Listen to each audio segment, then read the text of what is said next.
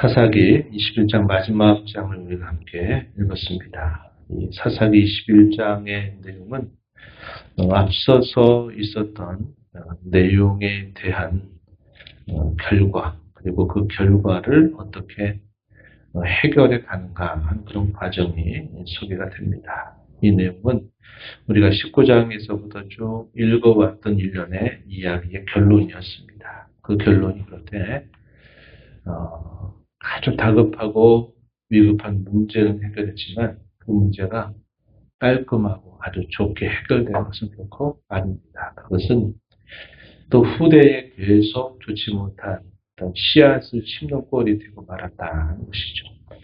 왜 이러한 일들이 시작이 되고 진행이 되고 이렇게 큰 결과를 맞게 되었느냐 할 때 결국 마지막 절에서 소개하는 것처럼 당시 사람들의 그 사고방식, 근본적인 기저 안에 무슨 생각을 하고 있느냐 했을 때 그들이 자기 소견에 옳다고 생각하는 대로 행하는 것, 그것이 가장 근본적인 원인이 되고 이러한 모습은 사사시대 전반에 걸쳐서 계속적으로 반복됐던 그러한 일들이다 하는 것을 우리에게 보여주고 있습니다. 한 레위인의 첩이 당한 그 일 때문에 이 레위인이 행한 그의 행실이 결국 이스라엘 전체의 전쟁으로 번지게 되고 그 벌어진 전쟁의 결과를 수습해가는 과정인데 우리가 앞에서 살펴본 것처럼 몇 차례에 걸쳐서 전쟁이 벌어지면서 그 내전 때문에 동족 상잔의 비극이 이루어졌고 그 일로 죽은 이스라엘 사람들이 몇 명이나 46,100명이 이 짧은 전쟁으로 인해서 서로 죽게 되는 그런 사상자를 냈다 하는 겁니다. 이 결과로 이 베냐민 지파의 삶의 기반은 완전히 무너져 버렸습니다. 이 베냐민 지파 모든 사람들이 다 죽음을 당하고 그들 가운데 살아남은 사람이 600명이었어요. 이 600명은 숨어서 자신들이 살고 있는 곳에 있지 못하고 림몬 바위라고 하는 그곳에 숨어서 지내고 있는 상황입니다. 거기서 무려 4개월 동안 지내면서 자신들이 살고 있는 곳으로 돌아오지 못해요. 이 10장 마지막 절 보게 되면 이스라엘 사람이 베냐민 자손에게로 돌아와서 온 성읍과 가축과 만나는 자를 다 칼날로 치고 닥치는 성읍은 모두 다 불살랐더라. 그러니까 이 살아남은 이 600명 그 외에는 그들의 모든 것들이 다 무너져 내렸습니다. 예를 들어 집이라든지 이런 것들이야 시간 속에서 이렇게 더 해결이 될 수 있는 문제가 되겠지만 그러나 이제 지파가 숨어야 될 위기는 그들에게 사람이 없다는 겁니다. 더더군다나 살아남아 있는 사람이 그 싸움에 나왔던 남자 장정만 600명이 남아있는 그런 상태가 되어버린 거죠. 이러한 일들을 어떻게 수습해 가는가 하는 것들이 이제 오늘 본문에서 우리가 확인하게 되는 내용입니다. 먼저 이스라엘 자손들이 맹세한 바가 있었어요. 그 맹세한 바가 뭐냐면 두 가지가 있었는데 하나는 청회를 소집할 때 모이지 않았던 사람들은 저주를 서한 일이고 그들은 가만두지 않겠다. 그들을 죽이겠다 하는 그런 맹세가 하나가 있었고 또 하나의 맹세는 전쟁 직후에 한 맹세로 보입니다. 1절 말씀을 하면 미스바에서 맹세한 것인데 우리 중에 누구든지 다른 베냐민 사람에게 아내를 주지 않겠다. 그 전쟁으로 말미암아 이제 마지막 후속 조치가 우리는 그 베냐민 사람들을 싸웠던 그 베냐민 사람들에게 우리의 딸들을 그들의 아내로 주지 않겠다라고 하는 이런 맹세를 한 일이다 하는 겁니다. 우리가 어제 주일오후에 합당한 맹세와 서원에 대해서 함께 배웠는데 이런 맹세는 헛되고 잘못된 맹세입니다. 이런 맹세가 하나님 앞에 올바르게 한 것이냐 할 때 잘한 것이 아닌 것이죠. 그들의 분과 그들의 감정, 그들의 상황에 따라서 이렇게 사람들이 다수결로 이렇게 하자고 결의하고 이런 결의를 따르지 않는 사람들은 가만두지 않겠다. 이런 식의 맹세를 한 겁니다.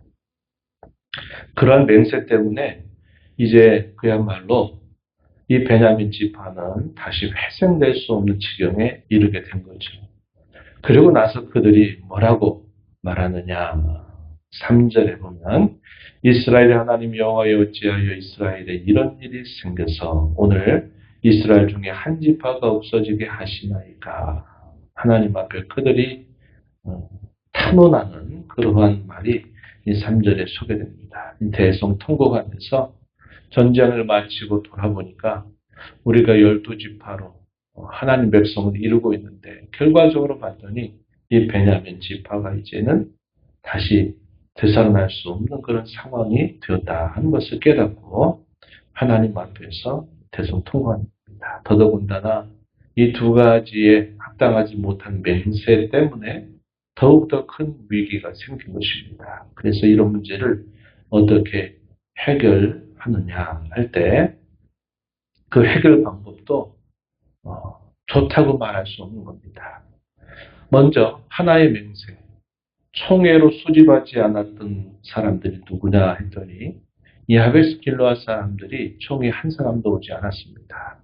그 오지 않은 것에 대해서 1만 2천 명의 용사들을 보내서 이 길르앗 야베스를 친 겁니다.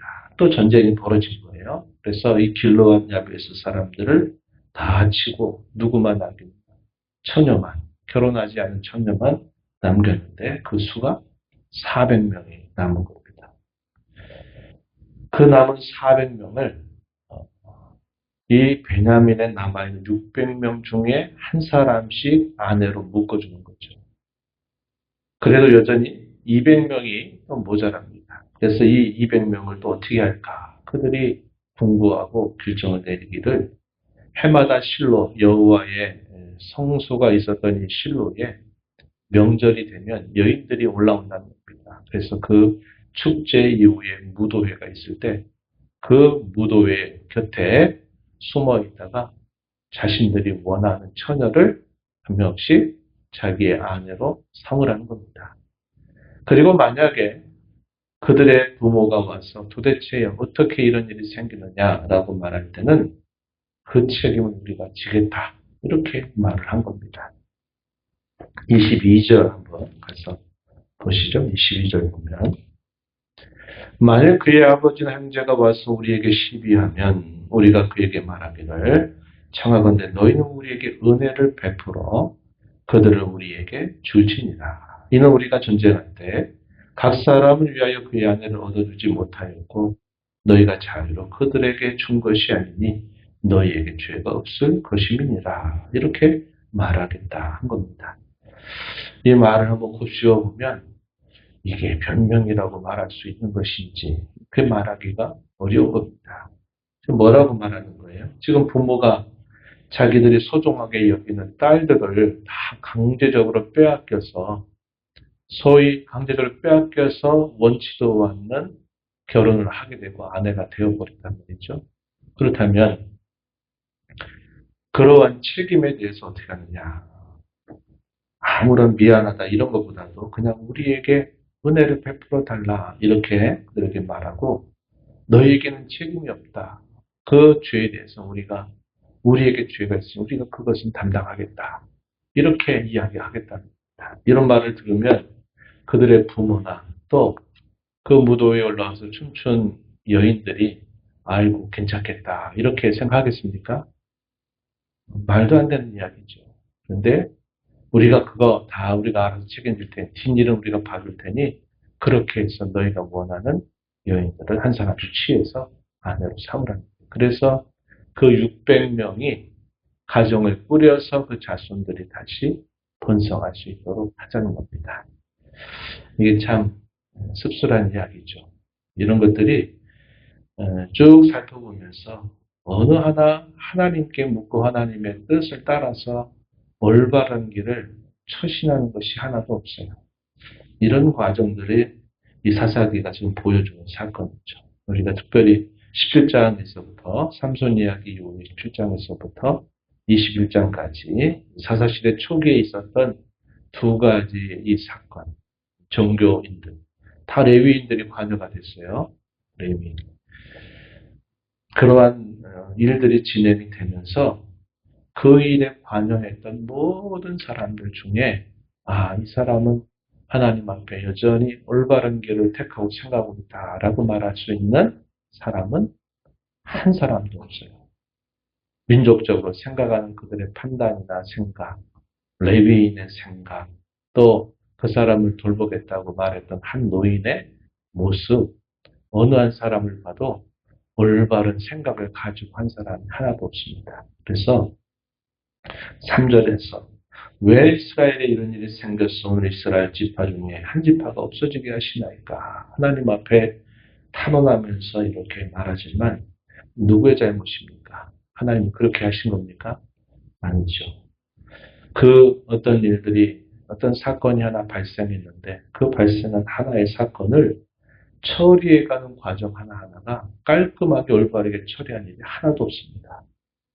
지나치게 비도덕적이고 지나치게 잔인하고 별스럽지 않은 일들을 크게 확대해가지고 또 그 확대된 일에 감정적으로 다 반응하면서 결국은 아무것도 아닌 자그마한 사건이 민족 전체의 위기를 가져오는 그런 큰 참사 같은 결과를 가져왔다 하는 겁니다. 또 우리가 생각하게 되는 또 하나 안타까운 게 뭘까요? 잘못된 길을 택했어요. 올바르지 못한 길을 택해서 가면 우리 생각에는 그 길이 딱 막혀 있으면 좋은데 어때요? 길이 막혀 있지 않아요. 계속 그 길은 열리는 겁니다.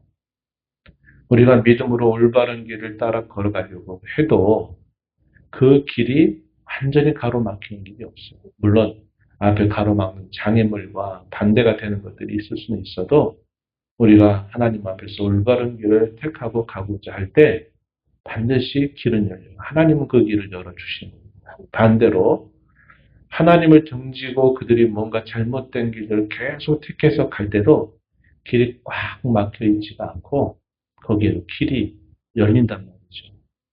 뭐가 중요합니까? 이 길 끝까지 가보겠다. 이 중요한 게 아니라 이게 과연 내가 올바로 생각하는 것인지 내가 지금 이렇게 가고 있는 것이 과연 하나님의 뜻에 부합한 것인지 아닌지를 우리가 끊임없이 살펴서 가다가 아니면 돌아서야죠. 그런데 돌아서지 않고 또 하려고 하니까 뭐가 또 길이 열려요. 또 그대로 가보니까 또 길이 또 있습니다. 결국 어디까지요? 민족의 존폐 위기까지 가게 되었다 하는 겁니다.